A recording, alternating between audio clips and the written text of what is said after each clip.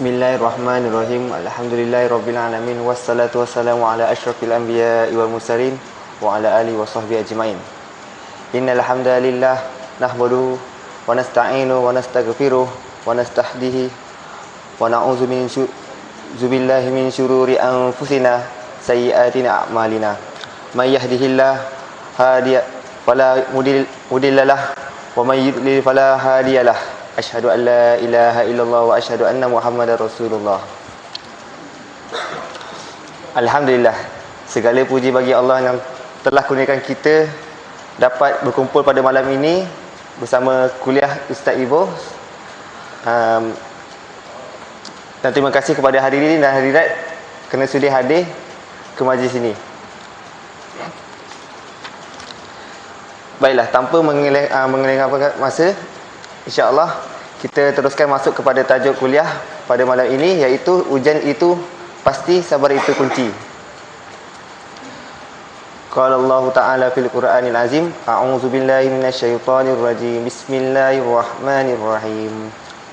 وَلَنَبْلُوَنَّكُمْ بِشَيْءٍ مِّنَ الْخَوْفِ وَالْجُوعِ وَنَقْصٍ مِّنَ الْأَمْوَالِ وَالْأَنفُسِ وَالثَّمَرَاتِ وَبَشِّرِ الصَّابِرِينَ.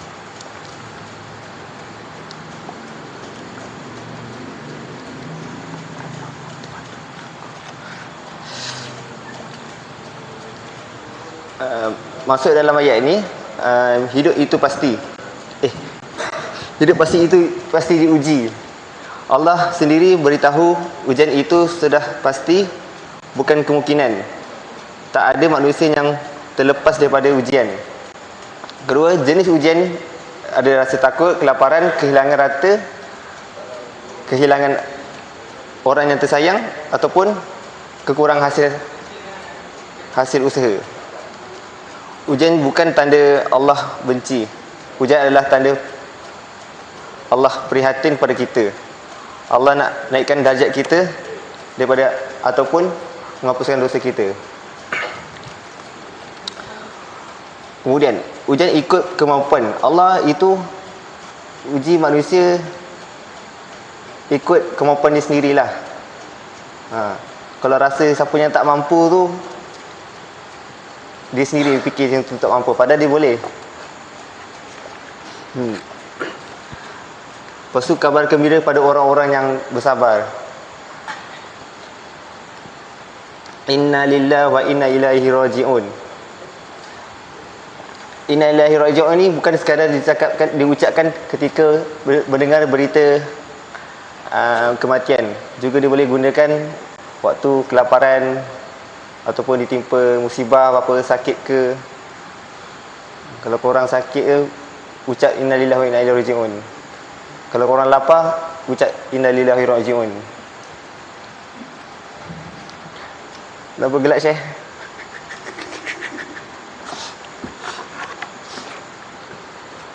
Cuba sikit.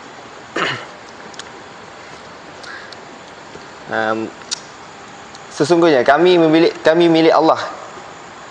Inna lillahi wa inna ilaihi. Kita harta keluarga semuanya milik Allah, dan kepadanya Allah kami kembali. Ilahi raji'un. Semua yang hilang di dunia akan digantikan di akhirat. Faham tak? Tak faham? Okey, tak apa, aku terangkan. Kalau korang rasa benda dekat, kalau korang sabar kan, so kalau korang tak dapat dekat dunia dia punya ganjaran dia, ataupun dia punya kebaikan dia, ke akhirat korang akan dapat lah. Bukan hanya dikeluarkan ketika waktu bila terima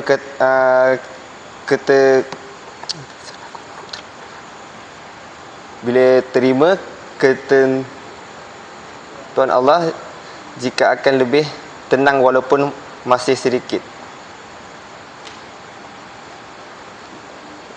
So kalau kita banyakkan bersabar, jiwa kita akan lebih tenang lah daripada perkara-perkara yang, contoh kalau kita marah, Kalau kita sabar, cepat tenang lah. Macam sebelum ni waktu saya pernah diuji. Saya pernah diuji ketika waktu di bilik tidur. Saya tengah nak tidur tu, ada bunyi kancil turbo tengah malam. Dulu 3 pagi.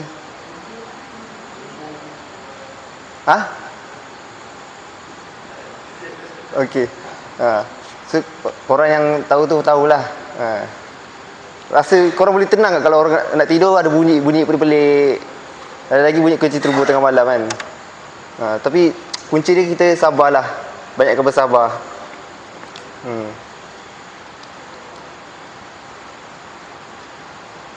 So sampai di situ saja. Wassalamualaikum warahmatullahi wabarakatuh.